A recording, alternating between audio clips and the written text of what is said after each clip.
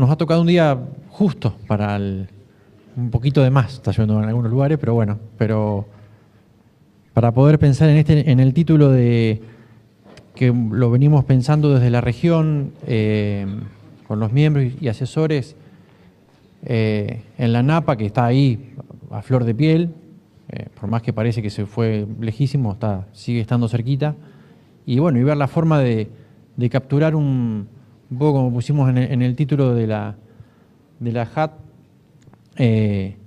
cómo a través de los cultivos de invierno, ya sean de servicio o de rinde, de producción, de semilla, como el trigo, podamos generar valor con esa napa, que sea una oportunidad. Y ver que para eso, primero vamos a charlar un poco sobre el aspecto más general y sobre cómo vienen estudiando el equipo del CONICET, con Esteban Giovalle a la cabeza y Noceto, que Noceto es el que está, que es parte del equipo con Esteban, como para ver, ellos vienen viendo esta evolución de la NAPA, investigando un montón. Bueno, ya vamos a ver la presentación, que está muy buena, con mucha info, con preguntas distintas de las que nos hacemos nosotros miramos el corto plazo, qué vamos a hacer, sí, no, bueno, con mucho dato para atrás, mucha proyección también de qué es lo que puede llegar a pasar y qué podemos hacer, ¿no? Y cómo podemos convivir con eso. Después de ese pantallazo general, ahí sí vamos al lote. Para eso van a hablar dos asesores, uno de la zona más norte de la región sur de Santa Fe, que es Diego Hugo Pérez, que es el asesor de Cría Las Petacas, y va a presentar más info que tiene que ver con el barrio de Firmat para arriba, por ponerle una localidad. Ahí está los Crías Armstrong, Montes de Oca, Colonia Medici, Cría Las Petacas, La Calandria, bueno, todo ese barrio de ahí. Bueno, ¿cómo están pensando ellos el cultivo para esa zona? Porque es bien distinto a cómo lo van a encarar más al sur, de Venado para el sur, en el caso de la zona de Teodelina, Santa Isabel, y un híbrido en lo que es para la zona este nuestra, que es la zona de Marcos Juárez. Para eso Adrián Roea, asesor de Cría Teodelina y el Cría Ascensión, bueno, que es un panorama más ofensivo, uno es un panorama más defensivo, por cómo es la primavera principalmente, ya lo van a explicar ellos, y otro es más ofensivo. Así que bueno, vamos a tener esas dos, en cómo vamos a encarar la campaña con estas condiciones de esas dos regiones. Y después, al último de la mañana, con Metzler vamos a ver el tema malezas. La verdad que estamos en un momento que se puede hacer todo, ¿no? Porque se terminó de cosecha hace muy poco, con lo cual las estrategias que uno pretende hacer de barbecho corto, largo, con esto, estamos a tiempo de hacer todo, ¿no? Eso si hablamos de tema en julio, va a estar bueno, pero ya hay cosas que no podemos hacer. En cambio ahora creemos que podemos hacer todo, así que bueno, en ese rato él nos va a presentar un poco esas ideas. A la 1 vamos a almorzar, como siempre, tanto el recreo como el almuerzo va a ser ahí en el tinglado, que al lado, no sé cómo se llama, pero es un lugar tan lindo que tenemos ahí para estar refugiados y salir con techo, pero al aire libre. Ese híbrido está bueno. De modo tal que podamos compartir el recreo y el coso. Antes de irme a las empresas, de agradecer a las empresas, les quiero, y dejarlo ya con Noceto y largar, les quiero hacer un par de avisos parroquiales. El primero es que pongamos los teléfonos en silencio, ni siquiera vibrador. ¿Cómo va, Aníbal? Han venido de Armstrong, han venido hasta acá, maestro. Así que es importante que pongamos los teléfonos en silencio. Vibrador también molesta, a mí por lo menos me molesta, así que pongamos el teléfono en silencio. Después, no se puede fumar, ya saben. Y después, un aviso un poquito más divertido es que vamos a tener un sorteo de unas cajas de vino de la gente de Glencore, que está bueno, ¿no? Un sorteo. Pero hay que llenar un cupón. Y el cupón está ahí en la recepción, donde se inscribieron. Así que cuando vamos para el recreo, manoteamos el cupón llenamos el cupón y a la vuelta del recreo, el sorteo lo vamos a hacer a mediodía. ¿Está? Así que acuérdense del cupón. Yo creo que se los voy a recalcar, a veces me olvido. Pero creo que no se van a olvidar, del tema del vino no se van a olvidar. Así que bueno, quiero agradecer a las empresas, la verdad que en este momento está complejo para las empresas entre la situación que estamos viviendo, más todas las uniones y todas esas cosas, la verdad que han hecho, a partir de las personas que tenemos la confianza de todos los años, hemos podido lograr que nos acompañen y lo valoramos un montón. Como es el caso de Glencore, BAF, Don Mario, Pampa, Bayer a través de su producto Krypton, Glencore, Brevant, el CAM y Nidera. Así que bueno, los dejo y presentate vos un poco más, porque tenés un currículum muy largo para... Yo te tengo agendado como Noceto y ahí con eso voy. Bueno, gracias. ¿Tenés el...? Sí. Bueno, buen día. A ver. Bueno.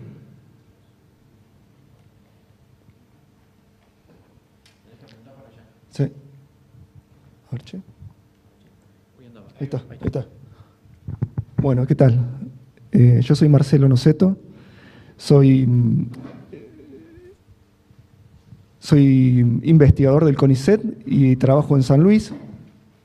Y ya hace varios años que en nuestro grupo, liderado por Esteban Jovaji, estamos trabajando en la temática de napas. Y la verdad es que para nosotros es muy reconfortante venir a estas charlas y transmitirle lo que hacemos día a día en el grupo. Así que un agradecimiento por esta invitación. Bueno, entonces la temática de mi charla va a ser relacionada a la napa, cuál es su importancia en la región, qué acciones podemos tomar en relación a ella, qué decisiones podemos tomar. Y para empezar quería comentarle qué es la napa freática para que quede claro bien este concepto, que es fundamental. La napa freática es el techo de la zona saturada del perfil del suelo o sedimento. Es decir, es una línea imaginaria en el perfil del suelo por debajo de la cual todos los poros están ocupados por agua, es decir, no hay aire, mientras que por encima de esa línea los poros del suelo pueden tener algo de aire.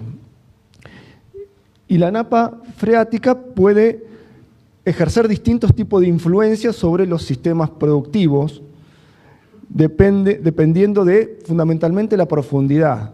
Cuando la napa está muy profunda, como por ejemplo en este caso, esta es la evolución de la napa en Anguil, vemos que la napa está muy profunda y por lo tanto resulta indiferente para los cultivos y los sistemas productivos.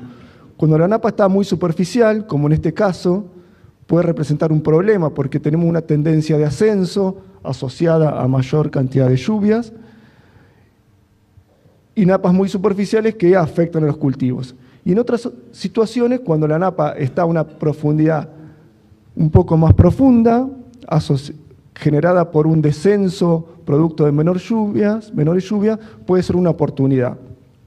Entonces, dependiendo de la profundidad y las circunstancias, tenemos que entender que la napa puede ser un problema, generando anegamiento, caída en los rendimientos, o una oportunidad para generar valor, como es el concepto de esta charla. Y otra cuestión importante de la napa es que se interconecta el paisaje a través de la napa. No es como por ejemplo con el balance de carbono, que depende de lo que hacemos en el lote, se repercute en el balance de carbono de ese lote, no. Con el tema de la napa, lo que hacemos en nuestro lote afecta a los vecinos, y los vecinos, a través de las decisiones de manejo que toman, afectan la napa y también me pueden afectar a mí. Bien.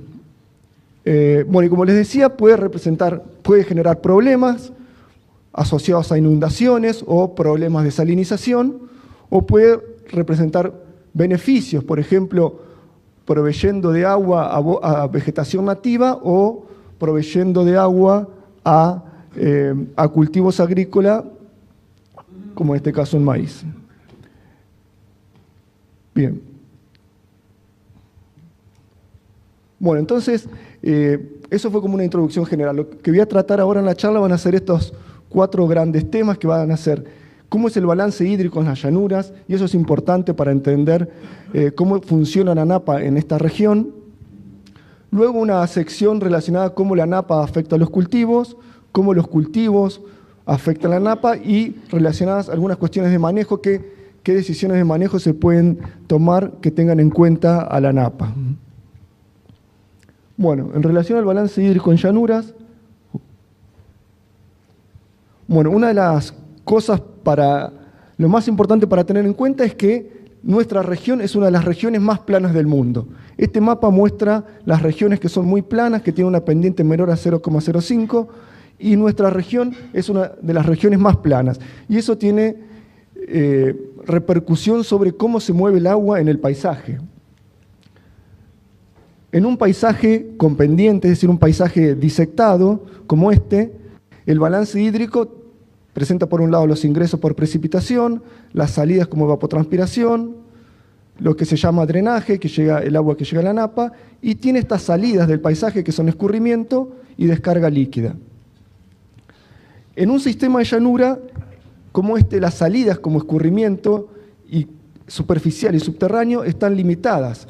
Por lo tanto, todo el balance hídrico se resuelve a través de flujos verticales de evapotranspiración. Entonces, en estos sistemas, por otro lado, las sales. ¿Qué pasa con las sales? Las sales, en un paisaje con pendiente, tienen la posibilidad de evacuarse, tanto las que ingresan por deposición como las que se generan en el suelo, tienen la posibilidad de evacuarse a través del flujo de agua. Mientras que en un sistema de llanura, como el nuestro, las sales no tienen la forma de evacuarse porque las salidas son evaporativas. Entonces quedan recirculando en el paisaje y tienden a acumularse en los lugares donde hay más descarga como evapotranspiración. Y esta situación de llanura plantea interrogantes acerca de qué tan efectivos pueden ser los canales como obras de infraestructura para disminuir los excesos hídricos y favorecer el drenaje de la región. Hacia el final les voy a mostrar algunos resultados sobre el efecto de construir canales sobre las inundaciones en la región. Bien, entonces, cuestiones importantes de las napas en las llanuras muy planas como la nuestra. La profundidad de la napa depende fundamentalmente del balance hídrico local, es decir, de cuánto llueva y cuánto se evapotranspire.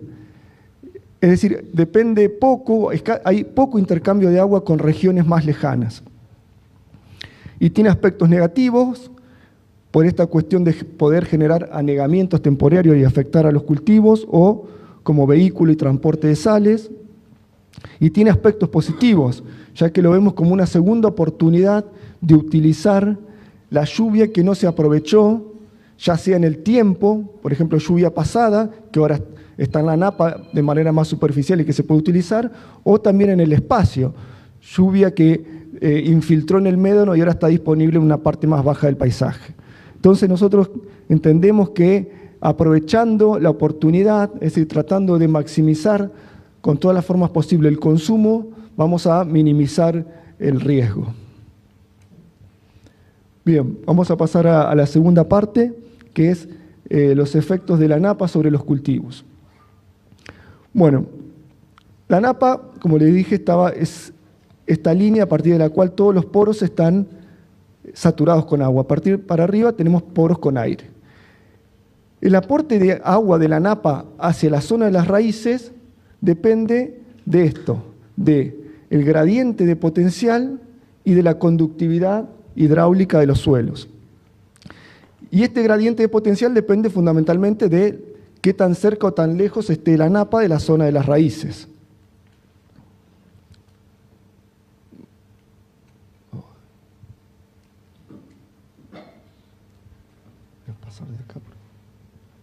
Bien, fíjense acá. Acá tenemos una napa a 2 metros y las raíces que llegan hasta 1,5 metros.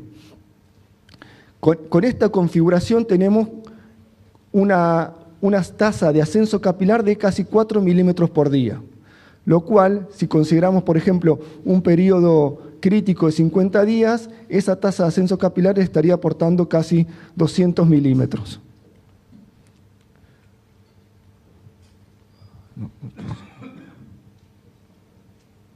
No hay caso con esto. Bueno, si tenemos la napa más profunda, por ejemplo a 4 metros, más alejada de las raíces, acá la tasa de ascenso capilar es mucho menor, 0,3 milímetros por día.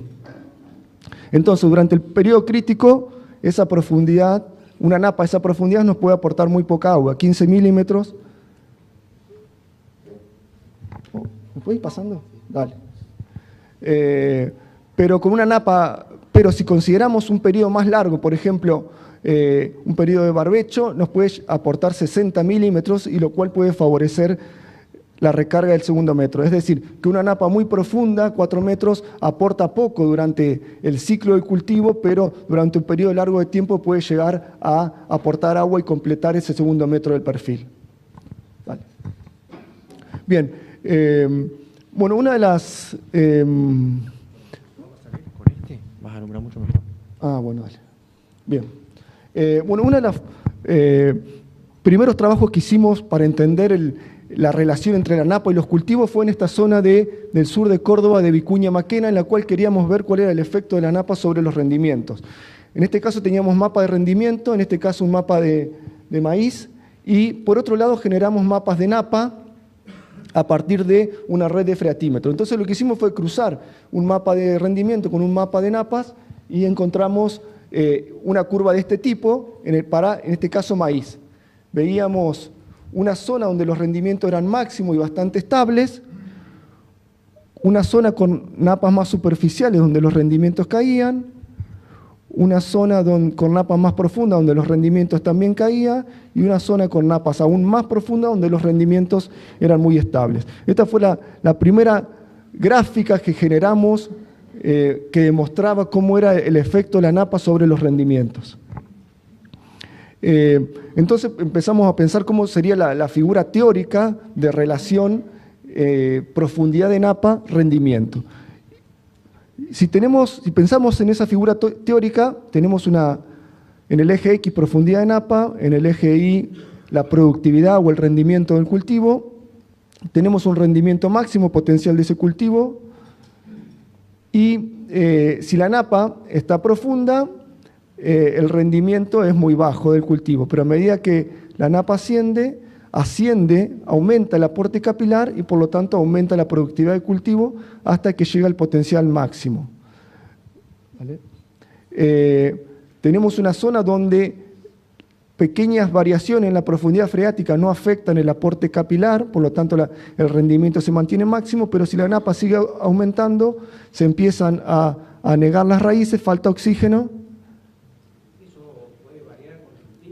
Sí, ahora vemos. Esto es teórico para cualquier cultivo. La forma y los parámetros de la curva van a cambiar de acuerdo al cultivo, de acuerdo al suelo, de acuerdo a las condiciones climáticas. ¿Vale? Dale vuelta. Entonces podemos pensar en una curva teórica de este tipo, que por ejemplo para un año húmedo el aporte de la napa sería esperable que sea menor, mientras que en un año seco el aporte de la napa sería mayor.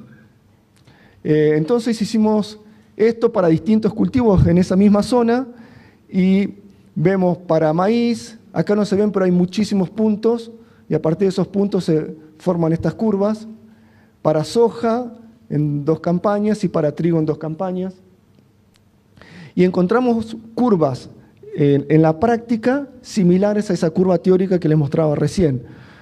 Por ejemplo, en el caso de maíz encontramos que esta zona óptima, donde no cambiaban mucho los rendimientos, se encontraba entre 1,40 y 2,40. En el caso de la soja, entre 1,20 y 2,20. Y en el caso de trigo, un poco más superficial, entre 70 y 1,65.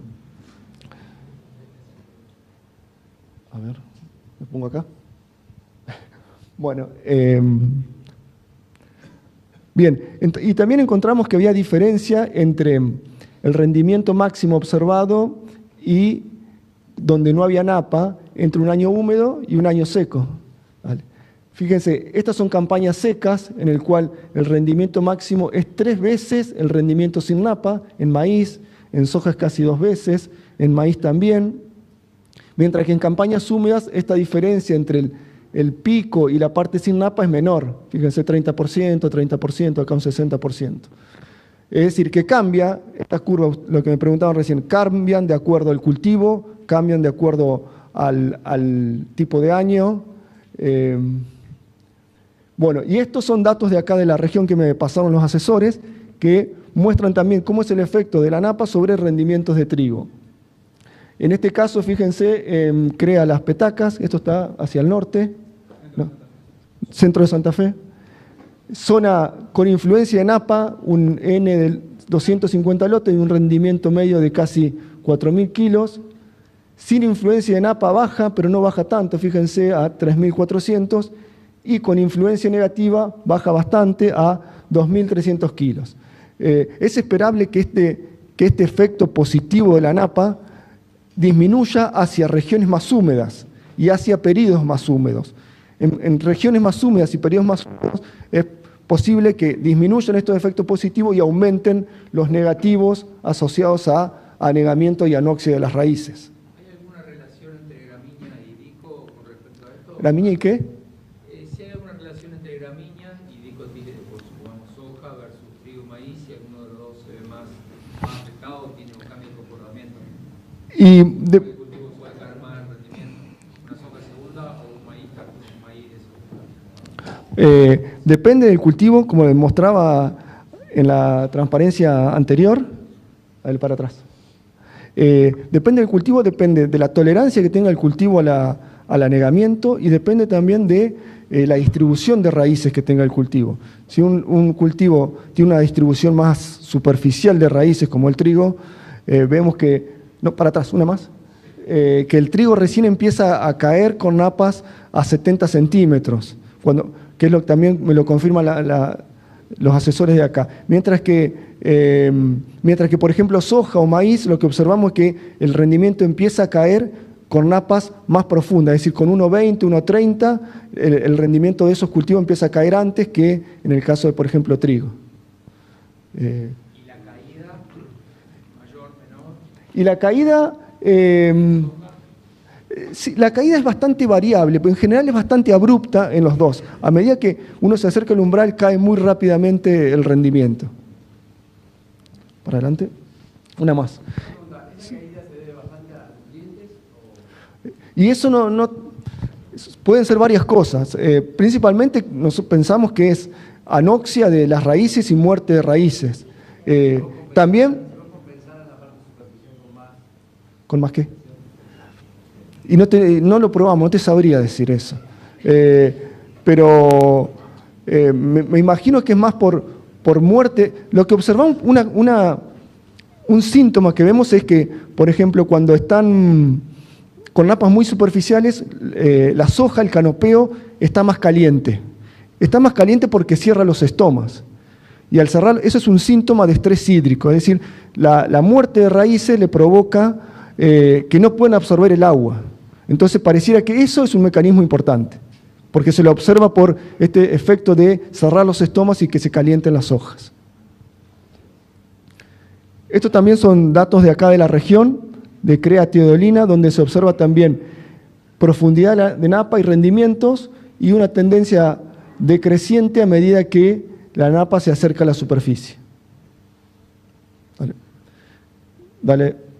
Esto es un caso de maíz, que lo que le quería mostrar es que con napas, dale otra, con napas en la profundidad óptima, acá se ven distintas campañas y rendimiento. Con napa a la profundidad óptima, el rendimiento es siempre máximo, es decir, siempre tenemos la provisión máxima de agua, el año esté seco o no, no hay variabilidad en los rendimientos, mientras que con napas más superficiales, por ejemplo esta, pueden tener rendimientos muy bajos o rendimientos buenos, depende cómo venga el año. Por ahí tenemos la napa muy superficial, pero vino el año seco, no le pegó tanto esa napa tan superficial.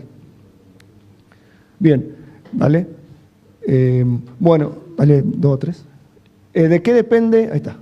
El aporte de la napa depende de la profundidad tanto de las raíces como de la profundidad de la napa. depende también de la textura del suelo.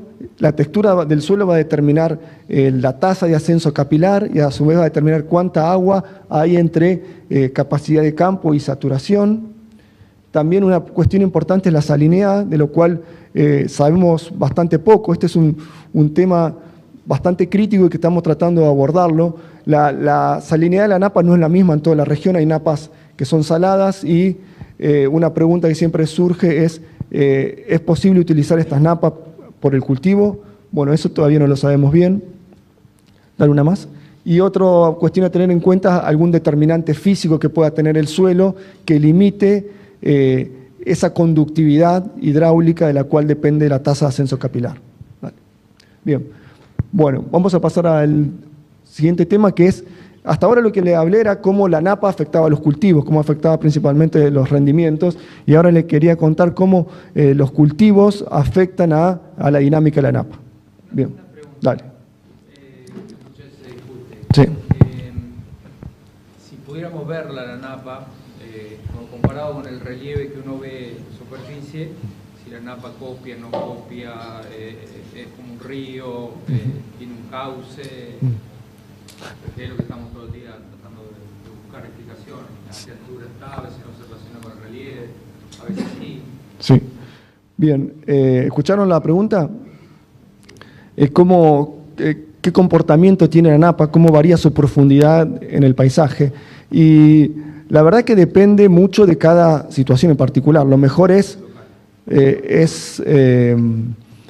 muestrearlo, hacer freatímetros y verlo. Pero en algunos casos en general, puede ser una tabla o puede copiar perfecto el paisaje o puede estar intermedio entre esos dos. A veces está sobre una toca. Claro, sí, sí. No hay relación directa entre la jota y la napa. No, no. Lo dejamos avanzar así, porque después hacemos preguntas finales. Así podemos avanzar. Bueno, entonces ahora les iba a comentar de efectos de cultivo sobre la napa. Y esta es una gráfica que posiblemente la hayan visto, que es muy buena para demostrar cómo fue la evolución de la napa en los últimos años. Estos puntos negros son profundidad de la napa en Marcos Juárez desde los 70 hasta la actualidad. En los 70 la napa estaba a casi 12 metros y en la actualidad está a 1 metro. Entonces lo que surge es, bueno, aumentaron las lluvias y subió la napa, pero si uno mira las lluvias acá, son estas líneas muy suavecitas, no se ve una tendencia muy clara de ascenso en las lluvias.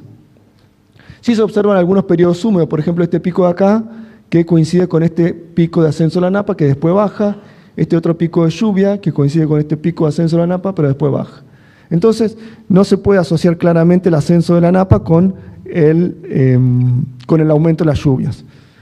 En este trabajo, estos investigadores, Bertram, muestran que lo que sí pasó en esta época, en este periodo, fue un aumento de la superficie agrícola, principalmente de soja, en detrimento de sistemas mixtos o sistemas pastoriles. Dale, la próxima. Este es otro caso interesante que es la evolución de la napa también durante muchos años, desde el 87 hasta la actualidad, en Deró, provincia de Buenos Aires. Y acá lo que se ve es que siempre la napa estuvo cerca de la superficie. Fíjense, entre 1 metro y 3 metros, siempre fluctúa ahí. Y lo que se observa también interesante es que esta es la relación entre la lluvia del año y el cambio de nivel de napa para ese año. Entonces se observa que, por ejemplo, cuando llueven cerca de 1000 milímetros, ese año la napa no sube ni baja. Es decir, si uno le compara mayo de un año contra mayo del año siguiente, cuando llueven 1000, está en el mismo lugar. Si ese año llovieron más de 1000, la napa subió algunos centímetros, si llovió menos de 1000, bajó. Eso para todo el periodo, ¿vale? ¿Qué pasa si lo separamos y analizamos el periodo más viejo contra un periodo más nuevo? Se observa, por ejemplo, que en el periodo 1987-2004, esta relación, es decir, que en ese periodo el punto de indiferencia estaba en 1050 milímetros, es decir, que tenían que llover más o menos 1050 milímetros para que cambie la napa. Mientras que en el último periodo, 2004-2013, este punto de diferencia está en 900 milímetros. Es decir, que ahora, si llueven más de 900 milímetros, la napa sube. Eso lo que indica es que para un mismo nivel de lluvia, ahora sube la napa y antes no, lo cual está indicando que cambió el balance hídrico, entonces tiene que haber disminuido la evapotranspiración para que suba la napa. ¿Se entendió eso? Bien. Sigamos. Esto no se ve muy bien por los colores.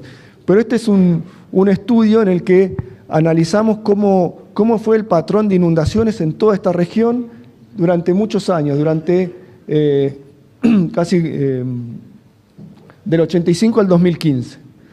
¿Vale?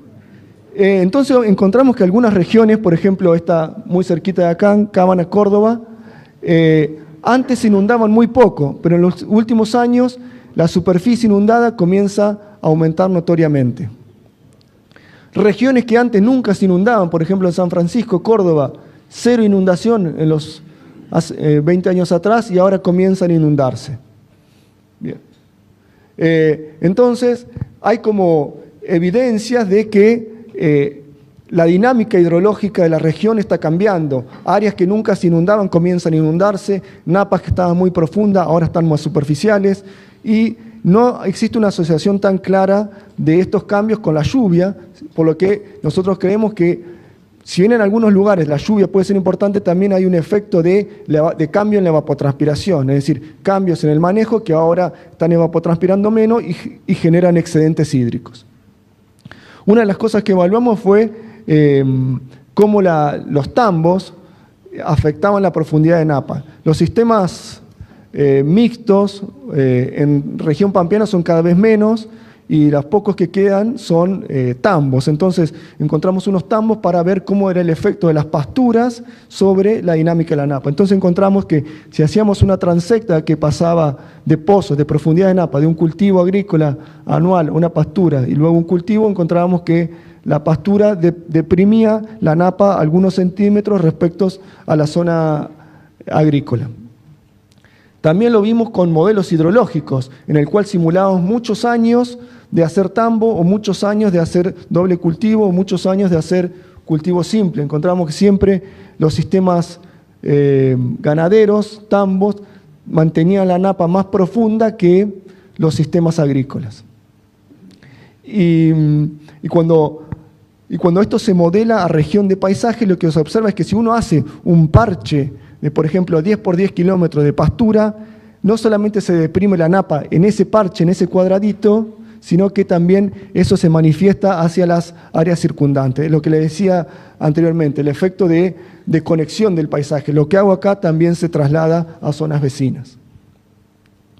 Bien, dale. Ahora veamos la respuesta de la napa a distintas secuencias de cultivos. En este caso vemos la evolución de la napa en una campaña de maíz, en la cual durante un periodo de tiempo la napa subió, luego fue la campaña 2008-2009 que fue muy seca, subió y luego bajó casi 2 metros la napa. Entonces durante este periodo la napa subió 50 centímetros, durante este periodo seco bajó 1,5 metros. Lo mismo pasó con la soja, mientras que con el trigo soja este ascenso no se manifestó, y luego sí se manifestó el descenso de la napa porque fue un descenso menor porque ya naturalmente ya estaba un poco más baja que los cultivos simples. Entonces esto se lo quería mostrar más que nada como ejemplo de cómo hacer cultivo simple o cultivo doble cambia lo que uno observa en la profundidad de la napa. Esto también apunta a lo mismo. En la zona de Maquena comparamos varias campañas con cultivo simple de maíz, soja, o cultivo doble trigo-soja o cobertura maíz, y lo que encontramos en general como promedio era que los cultivos dobles deprimían la napa respecto a los simples alrededor de 20 o 30 centímetros. Vale. Bien, ahora les voy a mostrar algunos ejemplos de datos de modelos hidrológicos que la forma de entender cómo el manejo o cómo el cultivo afecta a la napa es a través de mediciones de campo, las cuales son bastante complicadas de hacer, o a partir de modelos hidrológicos, los cuales uno previamente los tiene que calibrar y luego le puede hacer preguntas a esos modelos y ver cómo responde el sistema hidrológico a un determinado manejo. En este caso lo que se observa no se ve, pero es la región noroeste de la provincia de Buenos Aires y sur de Santa Fe, la que se está modelando acá en esta figura. Entonces lo que se observa es 3 situaciones: maíz tardío, cultivo de cobertura soja, pastura, y para 3 situaciones climáticas: clima seco, clima normal, clima húmedo. Entonces se observa un poco lo que les mostraba antes. Con pasturas, y el color muestra la profundidad de la napa. Colores más claritos, napas más profundas; colores más oscuros, napas más superficiales, y el rojo es agua en superficie, inundación. Entonces, lógicamente, con climas secos hay napas más profundas y con climas húmedos napas más superficiales. A su vez, dentro de un mismo clima, de acuerdo al manejo, tenemos con pasturas napas mucho más profundas que con un cultivo simple. A su vez, tenemos más área inundada con cultivo simple que con pasturas. Dale. Bueno, y este es un ejemplo bastante lindo para mostrar que hay unos modelos que, además de simular la dinámica hidrológica, simulan el comportamiento de los actores, es decir, simulan las decisiones agropecuarias. Eso se llaman modelos de agentes, en las cuales uno le pone ciertas condiciones y lo que le reproduce es, por ejemplo, para cada establecimiento, cuánta área asignan a determinados cultivos. Entonces, uno puede preguntarle a esos modelos, ¿qué pasaría si el precio del trigo sube o el precio del trigo baja? ¿Cómo cambia en la región la proporción de los distintos cultivos y qué efecto tiene esto sobre la dinámica hidrológica? Y esto lo que se hizo fue acoplar este modelo de agentes, de modelo de toma de decisiones, con un modelo hidrológico. Entonces se le preguntó a este ensamble de modelos, ¿qué pasaría si sube o baja el precio del trigo? Entonces hay 2 escenarios, un escenario con bajo precio de trigo y un escenario con alto precio de trigo. Y acá lo que se observa es la proporción de cada cultivo. En un escenario con alto precio de trigo, lo que se observa para un periodo de casi 20 años, no alcanzo a ver, aumenta la asignación que se le da al doble cultivo trigo-soja, mientras que con bajo precio de trigo, el nivel inicial de trigo-soja disminuye y aumenta el de soja de primera. Dale. Entonces, como este modelo está ensamblado con un modelo hidrológico, ¿qué repercusión tiene esta asignación de tierras sobre la profundidad de napa? Entonces acá vemos cómo la distribución de frecuencia para toda la región de la profundidad de napa, con una situación con bajo precio de trigo y con una situación con alto precio de trigo. Con una situación con bajo precio, la profundidad de napa más frecuente es alrededor de 1,5 metros, mientras que con alto precio de trigo la profundidad es cerca de 4 metros. Si bien parece algo medio extraño cómo poniéndole el precio de trigo podemos tener cuál es la profundidad de napa en la región, son modelos que el modelo de agente ha sido calibrado y representa bastante bien las tomas de decisión en la región. Entonces la conclusión es que pareciera que al cambiar el precio de trigo, por ejemplo, la diferencia en precio de trigo acá que se simuló fue tener o no retenciones, afecta cuánto se asigna a ese cultivo y a su vez eso afecta la hidrología de la región, generando napas más superficiales y por lo tanto mayor riesgo de inundación. ¿Vale? Bien, y por último, algunas cuestiones de manejo. ¿Qué decisiones de manejo se pueden tomar teniendo en cuenta todas estas cosas, un montón de cosas que les he dicho? Bueno, entonces entendemos que la napa es una segunda oportunidad de usar esos excesos hídricos, pero también genera problemas de anegamiento, puede generar problemas nutricionales, enfermedades o dificultar las labores. Y como les decía, tenemos que tratar de maximizar el consumo de napa para minimizar el riesgo y de esa forma controlar el anegamiento. Y es necesario para esto conocer la napa en el espacio, en el tiempo, y a partir de eso tomar decisiones. ¿Vale?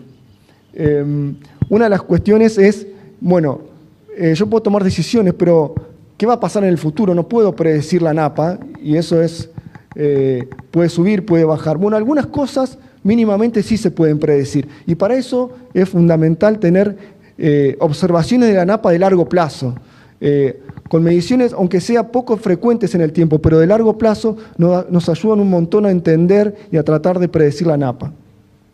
Fíjense este caso, son de la zona de Deró que les comentaba, y muestra la probabilidad de cambio de nivel de napa para distintos periodos. Entonces, fíjense, entre mayo y octubre,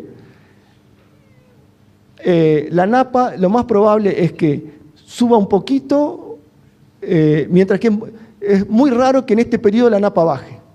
Entonces, ya podemos predecir que en ese periodo hay muy pocas chances de que baje. Después, entre octubre y diciembre, la napa puede mantenerse o puede bajar. Entre diciembre y febrero, lo más probable es que la napa baje, puede bajar poquito o mucho. Y este periodo es el más incierto, entre febrero y mayo, puede bajar un poquito o puede subir mucho. Lo que le quería mostrar con esto es simplemente que hay determinados periodos de tiempo en el cual uno puede predecir qué puede pasar con la napa, y eso puede ayudar a tomar la decisión. Este también se los muestro como ejemplo, es un esquema de toma de decisiones que tiene en cuenta la profundidad de la napa y está orientado a maíz. Entonces, ahí está. Observa cuál es la profundidad de la napa en mayo. Entonces, este esquema dice que si la napa está más profunda que 1,5 metros, no hace trigo-soja. Si está a menos de 1,5 metros, se va a un esquema de trigo-soja. Si está más profunda, sigue con el esquema de maíz. Pero después lo afina este esquema observando la napa en septiembre. Entonces, si en septiembre la napa subió un poco y está más superficial, por ejemplo 1,20 metros, se decide hacer soja, un cultivo que tiene menos riesgos en el caso de que se pierda. Pero si la napa está más profunda, por ejemplo entre 1,20 y 1,80, sí apuesta a un maíz. Y dependiendo de la profundidad y de si el perfil está lleno o no, va afinando más la densidad, la cantidad de nitrógeno, pero es decir, son decisiones más finas que uno va tomando de acuerdo al momento que mide la napa, la profundidad a la que está, y va decidiendo qué cultivo hacer. Bueno, y ahora les muestro también algunos datos de acá de la zona. Esto es, en este punto de acá, Landeta, en el cual muestra la evolución de la napa desde 2015 a la actualidad. Entonces lo que vemos, actualmente estamos acá en esta situación, veníamos de un periodo con napas muy profundas, pero ahora la tenemos en superficie, de la otra. Y esta también muestra lo mismo, pero en Cluselias. Acá tenemos tres campañas, 2016-2017, esta con napas muy superficiales, siempre arriba del metro.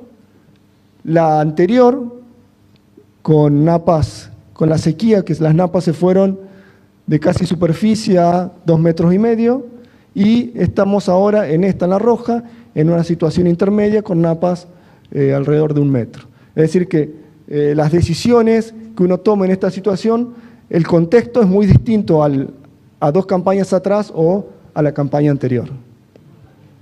Bien, entonces ya para ir terminando, es decir, son muchas las decisiones que uno puede tomar en función de la napa, que tengan en cuenta, por ejemplo, maximizar el área foliar y tener menos baches sin evapotranspirar durante el año, utilizar cultivos con raíces más profundas, que tengan tolerancia al anegamiento, a la salinidad, pensar en tratar de manejar esquemas más flexibles que tengan en cuenta el stock de agua del suelo y la profundidad de la napa, ajuste dinámico de la heterogeneidad en el paisaje, es decir, no mantener los límites fijos, sino que esos límites de los lotes, de los potreros, se pueden ir modificando, y pensar en la posibilidad de incluir ganadería y forrajeras.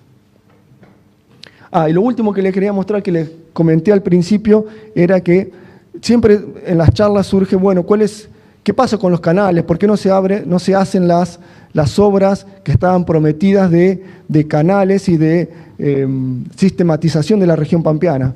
Bueno, en Buenos Aires hay un grupo de hidrólogos que son referencia a nivel mundial, que es el grupo de de Ángel Menéndez, que está en la Facultad de Ingeniería en la UBA, y ellos también, a partir de un modelo hidrológico, se preguntaron cuál era el efecto de los canales sobre la inundación.